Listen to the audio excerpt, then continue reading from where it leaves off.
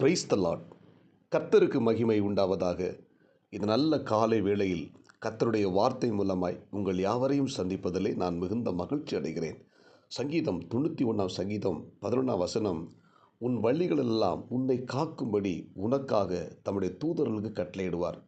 அன்புக்குரிய தேவனுடைய பிள்ளைகளே, நாம் செல்லுகிற பாதைகளில் வழிகளில் நமக்கு விரோதமாக சத்துரு பல கண்ணிகளையும் பலவிதமான நெருக்கங்களையும் வைத்திருப்பான்.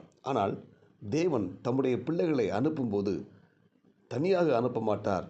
ஒவ்வொரு தேவனுடைய பிள்ளைகள் முன்பதாக தேவன் தம்முடைய தூதர்களை அனுப்பி ஒவ்வொருத்தரையும் பாதுகாத்து கொண்டிருக்கிறார். வேதம் என்ன சொல்கிறது? நான் உனக்கு முன்னே போய் கோணலை செவ்வையாக்குவேன். ஆமேன்.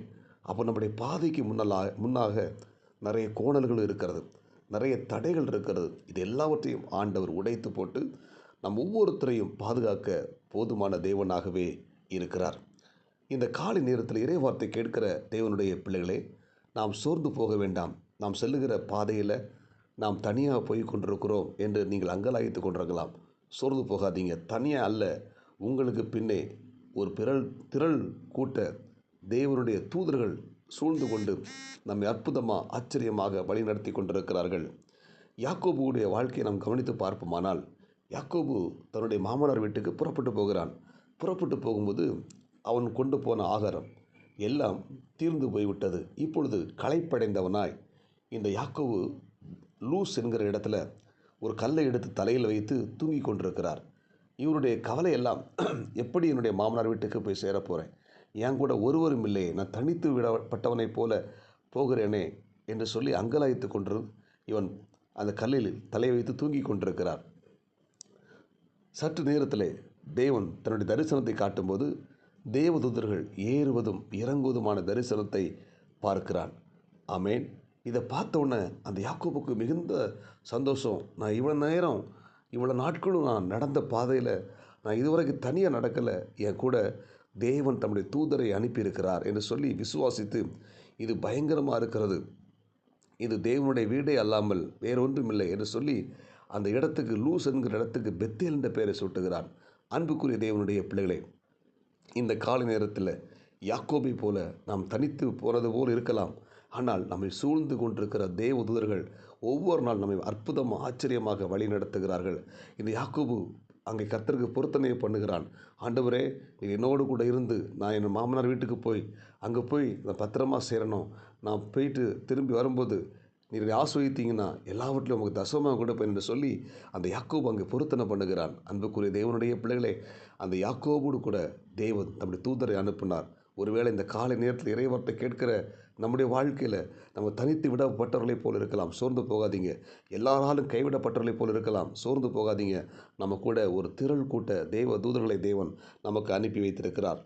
இஸ்ரேல் ஜனங்கள் வனாந்தரத்திலிருந்து கானான் தேசத்துக்கு புறப்பட்டு போகும்போது அமலேக்கியர்கள் வழிமறித்தார்கள். இதை பார்த்த கர்த்தர் அதை மனதிலே வைத்திருந்தார். கிட்டத்தட்ட 400 ஆண்டுகள் கழித்து அந்த காட்சியை சவுல்ட்டு சொல்கிறாரு. சவுல் ராஜாவான பொழுது அவர் சொல்கிறாரு, இஸ்ரேல் ஜனங்கள் வனாந்தரத்தில் நடந்து வரும்போது அந்த அமலேக்கியர்கள் வழிமறித்த செய்கையை நான் மனதிலே வைத்திருக்கிறேன் என்று சொல்லி அவர்களை முற்றிலும் அழித்து போடு என்று சொல்லி சவுல்ட்ட சொல்கிறார். கர்த்தர் எவ்வளோ நல்லவர். நம்ம பாதையில் நமக்கு விரோதமாக யார் செயல்பட்டாலும் நம்ம மறந்தால் கூட தேவன் மறக்கவே மாட்டார். ஆமேன். அதை ஞாபகம் வைத்து நம்முடைய வழியில் நமக்கு ஏற்பட்ட பிரச்சனைகளையும் துன்பங்களையும் உருவாக்குறவர்களுக்கு தகுந்த பாடத்தை தேவன் கொடுப்பார். எனவே நாம் சோர்ந்து போக வேண்டாம். நம்முடைய வழியில் நம்ம கூட கர்த்தர் இருக்கிறார். ஆமேன். அவர் நம்மை தனியாக ஒருபோதும் அனுப்புவதில்லை. நம்முடைய தூதர்களை நம்மோடு கூட அனுப்புகிறார். எந்த இடத்துக்கு போனாலும் தம்முடைய தூதனை அனுப்பி நம்மை பாதுகாத்து கொண்டிருக்கிறார். புதிய ஏற்பாட்டில் பார்த்தீங்கன்னா, பிறந்த இயேசுவை பார்ப்பதற்காக சாஸ்திரிகள் ஏரோதுடைய வீட்டுக்கு போகிறாங்க. இப்போ ஏரோது என்ன சொல்கிறான், ரகசியமாக சொல்கிறான், நீங்கள் போய் பிள்ளையை பார்த்துட்டு வாங்க, அது எங்கே பிறந்திருக்கு, எந்த இடத்துல இருக்கிறதுன்னு சொல்லி பார்த்துட்டு வாங்க, நான் 2வது போய் அந்த குழந்தைய போய் பார்க்குறேன் அப்படின்னு சொல்லி இந்த ஏரோது இவங்கள்ட்ட சொல்லி விடுறாரு. இவங்களும் என்ன செய்கிறாங்க, நட்சத்திரம் காட்டின அந்த வழியில் இவங்க நேராக என்ன செய்கிறாங்க, குழந்தை இயேசுடைய வீட்டுக்கு போயிட்டாங்க. போய் அங்கே பிள்ளை கொடுக்க வேண்டிய காரியங்கள்லாம் கொடுத்து விட்டு அவங்க அங்கே தூங்கும்போது ராத்திரியில் தேவன் தம்முடைய சொப்பனத்தின் மூலமாய் அவளை எச்சரித்து, நீங்கள் திரும்பி ஏறுதல் இடத்துக்கு போக வேண்டாம், அவன் பிள்ளையும் கொலை செய்வான், உங்களையும் கொலை செய்வான், அதனால் நீங்கள் வேறு வழியாக போங்கன்னு சொல்லி வழியை மாற்றி விடுவார். அவங்க வேறு வழியாக போய் உயிர் தப்பி போய் விடுவார்கள். அன்புக்குரிய தேவனுடைய பிள்ளைகளே, அந்த சாஸ்திரிகளை அந்த அந்த தேவன் சொப்பனத்தில் எச்சரித்து வழியை மாற்றுறது போல நம்முடைய வழியில் சில சமயம் ஆபத்துகள் இருக்கலாம், சில பிரச்சனை இருக்கலாம், சில அழிவு, சில கண்ணிகள் இருக்கலாம். இவற்றையெல்லாம் மாற்றுவதற்கு தேவன் நம்முடைய வழியை மாற்றி நம்முடைய தூதர்கள் மூலமாக நம்முடைய சிந்தனையில் வேறு வழிக்கு போக வேண்டும் என்று சொல்லி எச்சரித்து நம்மை நல்ல பாதையில் வழிநடத்தி நாம் பத்திரமா மறுகரைக்கு போய் சேர தேவன் நமக்கு கிருபை தருவாராக. எனவே நம்முடைய வழிகளில் தேவன் நம்மோடு கூட இருக்கிறார்.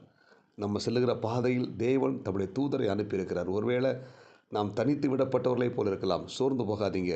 நீங்கள் தனித்து விடப்பட்டவர் அல்ல. தேவன் தம்முடைய தூதரை நமக்கு அனுப்பியிருக்கிறார். ஜெபிப்போமா?